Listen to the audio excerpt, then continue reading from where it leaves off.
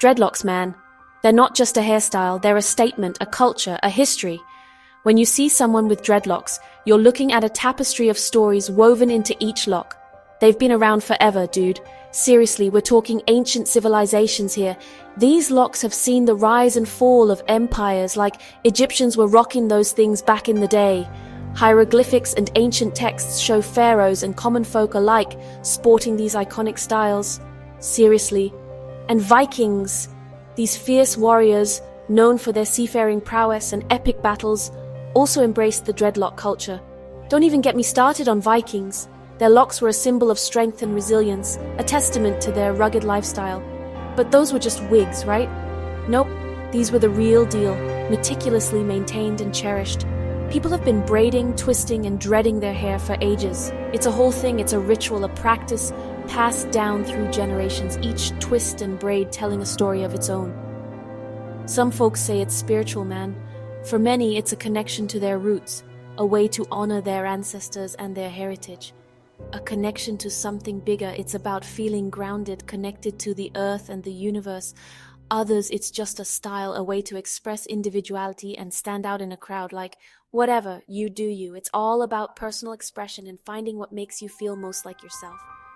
But then things got weird, like really weird.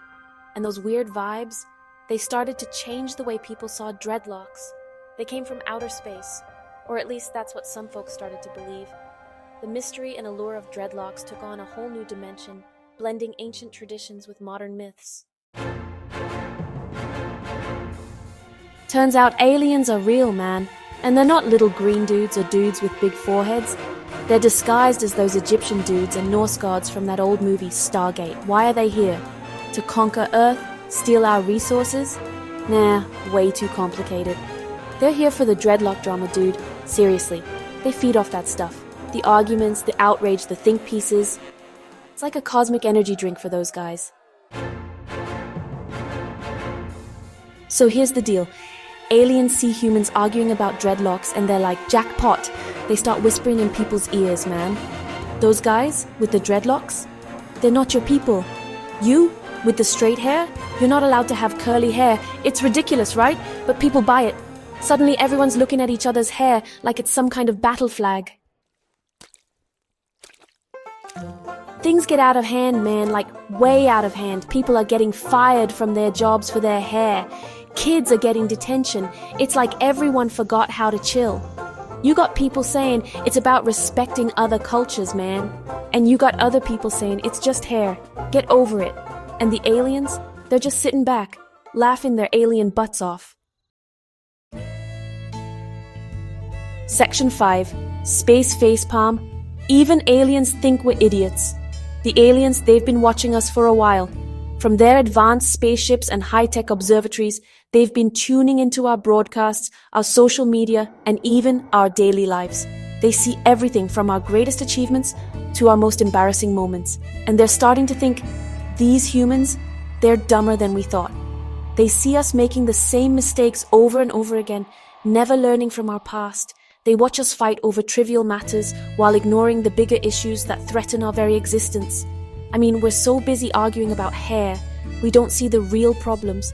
We get caught up in debates about personal choices and appearances, while the world around us is literally falling apart.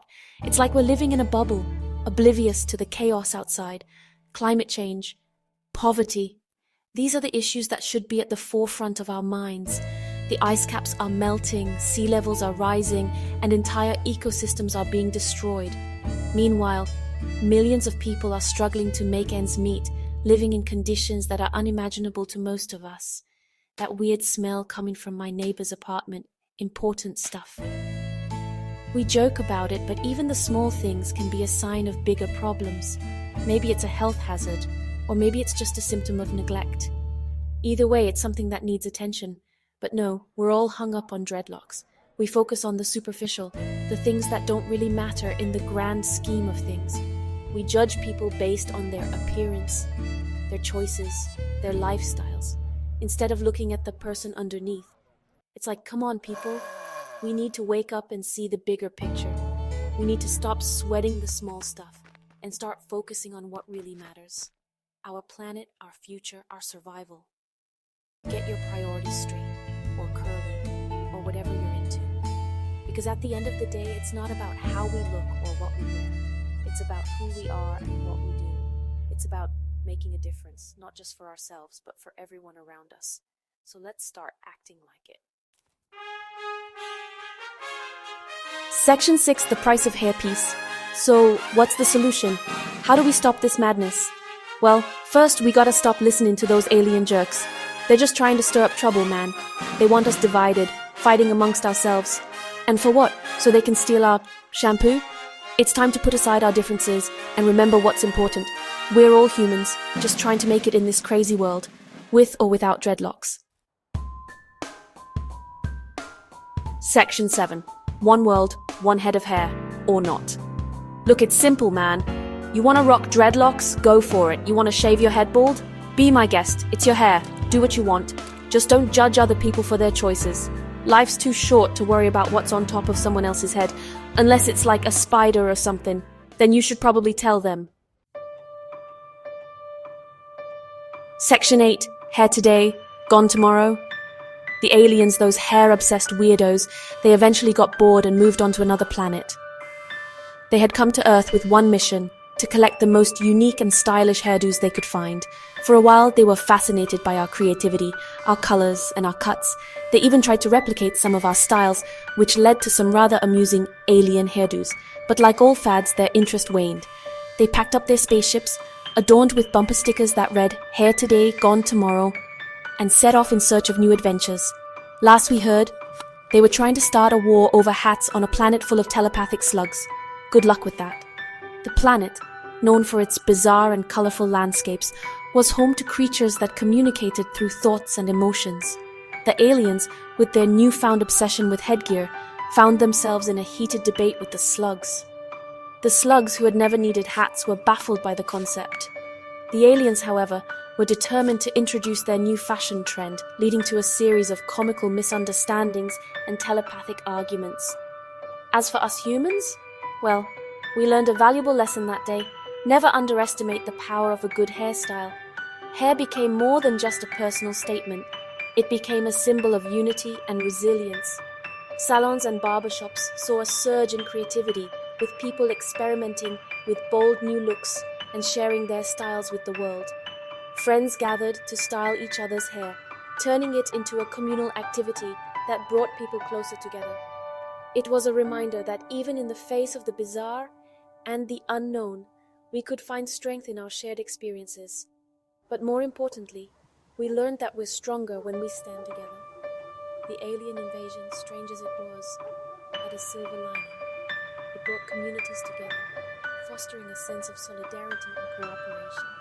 People from all walks of life came together to share their stories, their fears, and their hopes. Projects that had been put on hold were revived, and new initiatives were born. The sense of unity was palpable, and it was clear that no matter what challenges we faced, we could overcome them by working together. Unless, of course, we were arguing about something really important, like pineapple on pizza. The age-old debate resurfaced with a vengeance, sparking playful arguments and humorous debates at picnics and parties. Friends and family members found themselves on opposite sides of the issue, passionately defending their positions. Some argued that the sweet and savory combination was a culinary masterpiece, while others insisted that fruit had no place on a pizza. The debates were lighthearted, but they highlighted the diversity of opinions and the joy of friendly disagreements. That's a debate worth having. In the end, it wasn't about who was right or wrong. It was about the connections we made and the fun we had along the way. The pineapple on pizza debate became a symbol of our ability to find joy in the little things, to laugh at ourselves, and to appreciate the diverse perspectives that make our world so rich and vibrant. So, whether you're a fan of pineapple on pizza or not, remember that it's the shared moments and the lively discussions that truly matter. Section 9. Don't sweat the small stuff, unless it's dreadlocks. So the next time you see someone with dreadlocks, don't freak out. Don't start a lecture. Just smile, nod, and move on with your life. It's really not that big of a deal. Unless, of course, you're a space alien disguised as an Egyptian god. Then, by all means, start some drama. We could all use a good laugh.